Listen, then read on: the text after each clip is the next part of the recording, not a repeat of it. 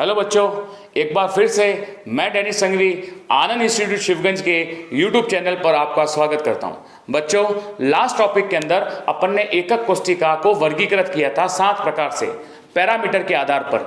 आज अपन पढ़ेंगे निविड़ संकुलन। निविड़ संकुलन को अपन इंग्लिश में बोलते हैं क्लोज पैकिंग। क्या बोलते हैं? Close packing. बच्चों, आपको पता है कि इस पार्ट के अंदर अपन ठोस के बारे में पढ़ रहे हैं, सारे ठोस के गुणों के बारे में पढ़ रहे हैं। तो ठोस का एक गुण होता है निविड़ संकुलन। क्या होता है? Close packing.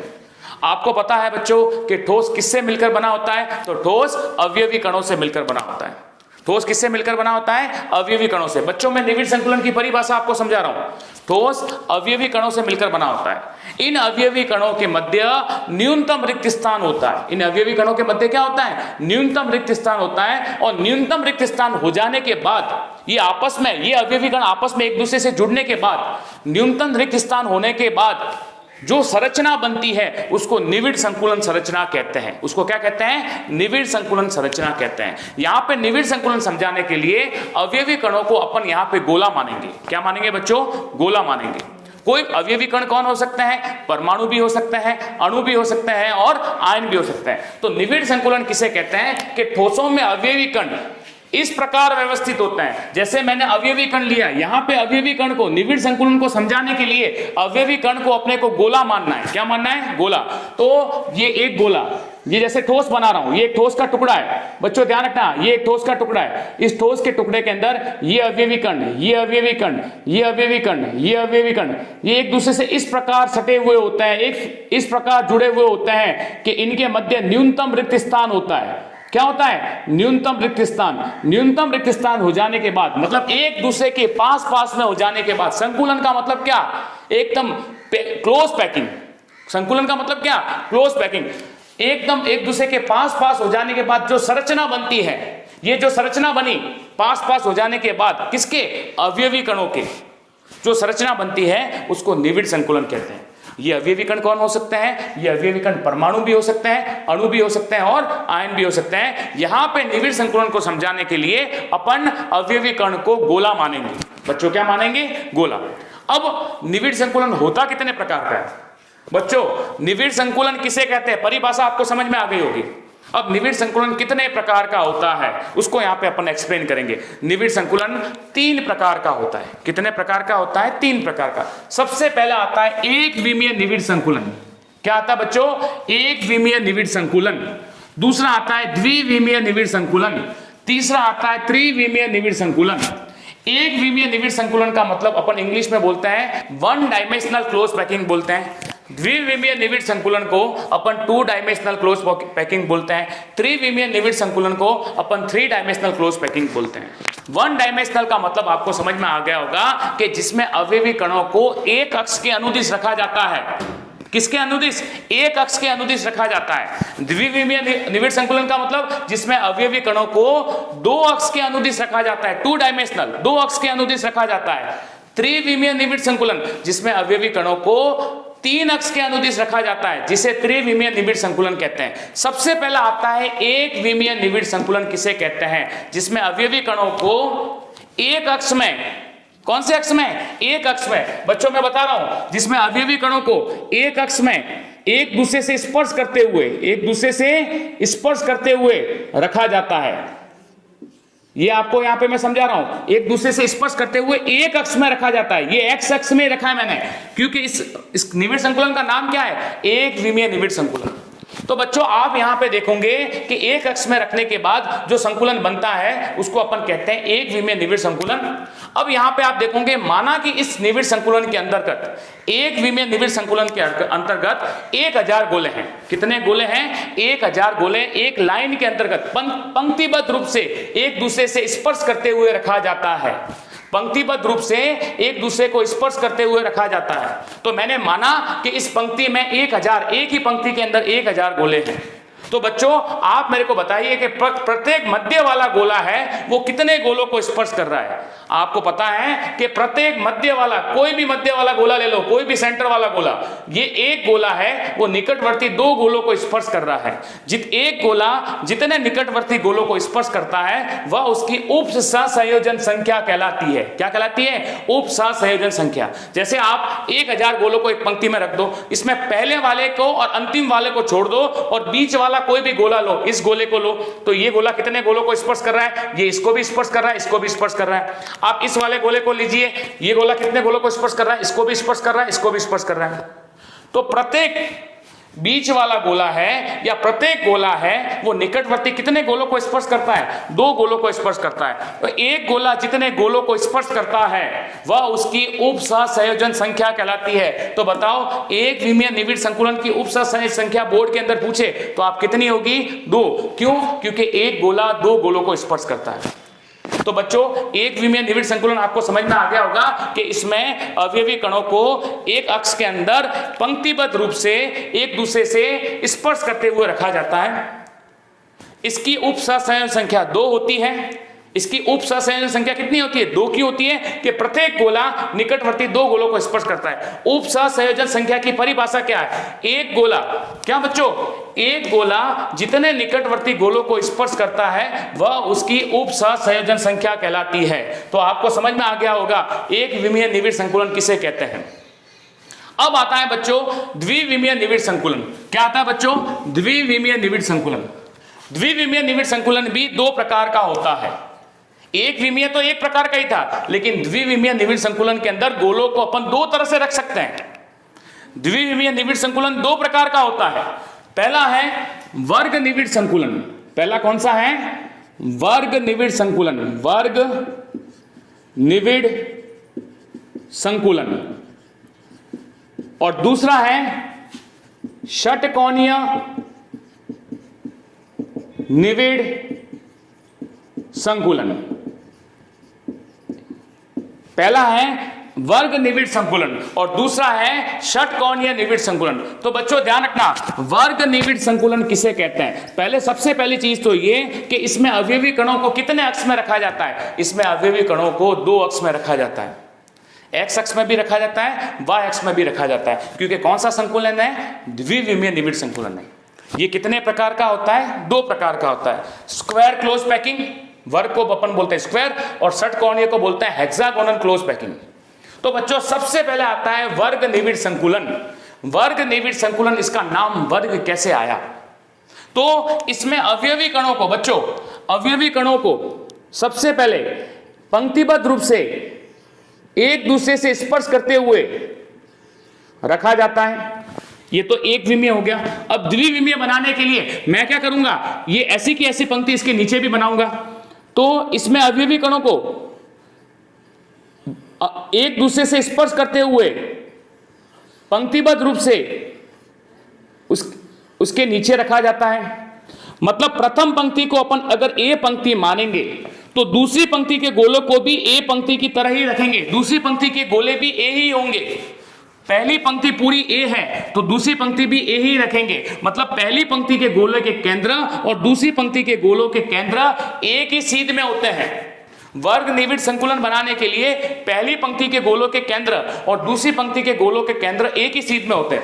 वापस अगर अपन तीसरी पंक्ति को रखते हैं तो तीसरी पंक्ति को दूसरी पंक्ति के गोलों के केंद्र के सीध में रखा जाता है। अगर दूसरी पंक्ति ए होगी तो तीसरी पंक्ति भी बच्चों ए ही होगी। तीसरी पंक्ति भी क्या होगी? ए ही होगी। अब चौथी पंक्ति भी क्या होगी? ए ही होगी। पांचवी पंक्ति भी क्या होगी? ए ही होगी। तो बताओ इसमें कौन सा पैटर्न बनेगा? वर्ग निविड़ संकुलन के अंदर ये पूरी एक पंक्ति कहलाती है।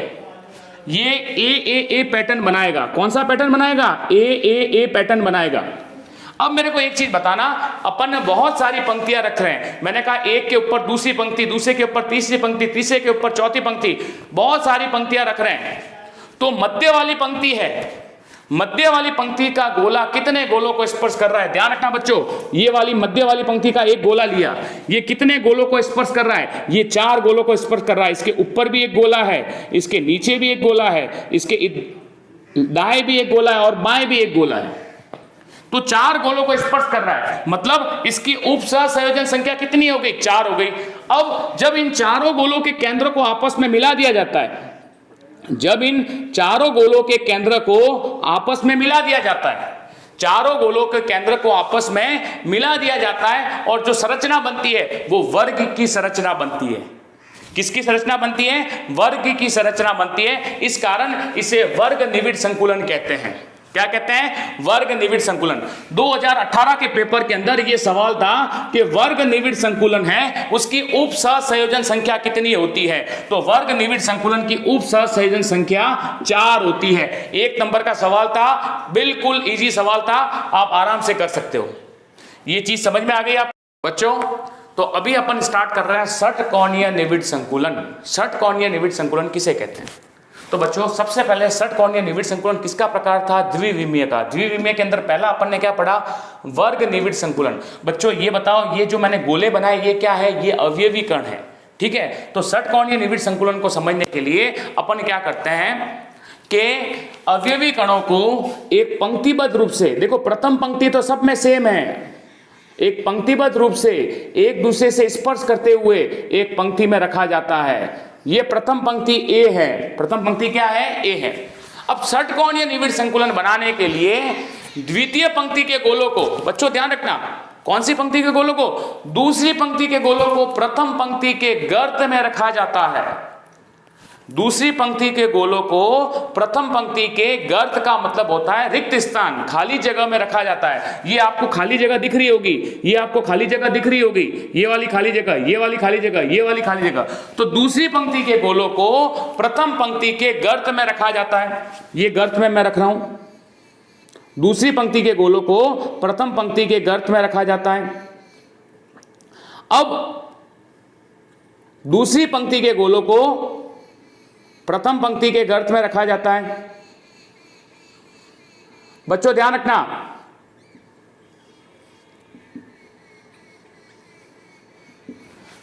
तो ये पंक्ति ए होगी, तो क्या ये ए होगी? ये ए नहीं होगी, ये बी होगी। ये क्या होगी? बी होगी। क्यों? क्योंकि ए के केंद्र और बी के केंद्र एक सीध में नहीं होंगे। ए के गोलों के केंद्र और बी के गोलों के केंद्र एक सीध में नहीं होंगे। अब तीसरी पंक्ति को कहां रखा जाता है? तीसरी पंक्ति को दूसरी पंक्ति के गर्त में रखा जाता है। बच्चों ध्यान रखना, तीसरी पंक्ति अपन जो रखेंगे उसको दूसरी पंक्ति के गर्त में रखा जाता है। तो जब तीसरी पंक्ति को दूसरी पंक्ति के गर्त में रखेंगे तो वो पहली पंक्ति ही बन जाएगी। ध्यान रखना, ये दूसरी पंक्ति के गर्त में रख रहा हूं मैं, तो देखो पहली पंक्ति का ये गोला और ये गोला, इन दोनों के केंद्र एक ही होंगे, है ना? तो वो पहली पंक्ति ही बन जाएगी। मतलब अगर पहली पंक्ति ए है तो दूसरी पंक्ति कौन सी होगी बच्चों? बी होगी। तीसरी पंक्ति वापस कौन सी होगी? तीसरी पंक्ति वापस ए होगी। मतलब कौन सा पैटर्न बनेगा? उसमें ए बी पैटर्न बनेगा। कौन सा पैटर्न बनेगा? A B. वापस अगर चौथी पंक्ति को रखेंगे तो चौथी पंक्ति को तीसरी पंक्ति के खाली जगह में रखेंगे। चौथी पंक्ति के गोलों को तीसरी पंक्ति के खाली जगह स्थान में रखेंगे। गर्त, खाली जगह को अपन क्या बोलते हैं? गर्त में रखते हैं। अब मेरे को एक चीज बताना बच्चों, तो इससे पैटर्न कौन सा बनेगा? इससे पैटर्न बनेगा ए बी पैटर्न बनेगा। और प्रत्येक पंक्ति का, बीच वाली पंक्ति का प्रत्येक गोला कितने गोलों को स्पर्श करेगा? 6 गोलों को। कैसे? ये 1 गोला हो गया, ये 2 गोला हो गया, ये 3 हो गया, ये 4, ये 5 और ये 6। तो इससे जो संरचना बन रही है, 6 गोलों को स्पर्श करने के बाद जो संरचना बन रही है उसको अपन कह रहे हैं षटकोणीय निविड़ संकुलन। क्या कह रहे हैं बच्चों? षटकोणीय निविड़ संकुलन। तो षटकोणीय निविड़ संकुलन की आपको उप सहसंयोजन संख्या पूछे कि षटकोणीय निविड़ संकुलन की उप सहसंयोजन संख्या कितनी होती है, तो आप बोलोगे षटकोणीय निविड़ संकुलन की उप सहसंयोजन संख्या 6 होती है। कितनी होती है बच्चों? 6 होती है। तो बच्चों आज इस वीडियो के अंदर अपन ने निविड़ संकुलन समझाया। वापस एक बार मैं रिपीट कर रहा हूं, निविड़ संकुलन किसे कहते हैं? कि ठोसों में अवयवी कण को एक दूसरे से स्पर्श करते हुए न्यूनतम दूरी घेरते हैं, उनके बीच में न्यूनतम रिक्त स्थान होता है, उनमें आकर्षण बल प्रबल होता है। तो जो संरचना बनती है उससे अपन निविड़ संकुलन कहते हैं। निविड़ संकुलन कितने प्रकार का होता है? निविड़ संकुलन 3 प्रकार का होता है। एक विमीय निविड़ संकुलन, द्विविमीय निविड़ संकुलन, त्रिविमीय निविड़ संकुलन। एक विमीय निविड़ संकुलन में जिसको अपन बोलते हैं वन डायमेंशनल क्लोज पैकिंग, इसके अंदर गोलों को एक ही पंक्ति के अंदर, एक ही अक्ष के अंदर एक दूसरे से स्पर्श करते हुए रखा जाता है तथा प्रत्येक बीच वाला गोला कितने गोलों को स्पर्श करता है? 2 गोलों को स्पर्श करता है। दूसरा आता है द्विविमीय निविड़ संकुलन। द्विविमीय निविड़ संकुलन कितने प्रकार का होता है? तो वो 2 प्रकार का होता है, वर्ग निविड़ संकुलन और षटकोणीय निविड़ संकुलन।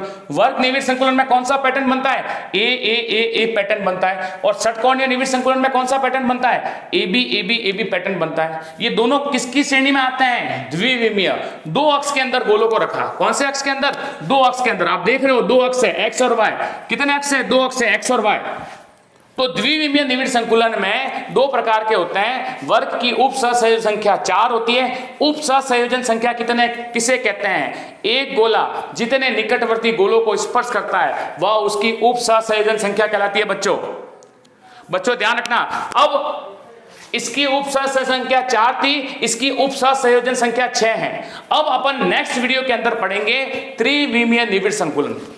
बच्चों, त्रिविमीय निविड़ संकुलन को समझने के लिए आपके सामने ये दोनों स्ट्रक्चर क्लियर होने चाहिए, ये दोनों डेफिनेशन क्लियर होनी चाहिए कि वर्ग निविड़ संकुलन किसे कहते हैं, षटकोणीय निविड़ संकुलन किसे कहते हैं। क्योंकि अब अपन इमेजिन करेंगे त्रिविमीय, क्योंकि अपन बोर्ड होता है वो 2 विमीय होता है, लेकिन अपन इसको इमेजिन करते हुए समझाएंगे, एक एक चीज को एक्सप्लेन करेंगे। तो आज के लिए बच्चों इतना ही। नेक्स्ट वीडियो में अपन पढ़ेंगे त्रिविमीय निविड़ संकुलन। जय हिंद, वंदे मातरम।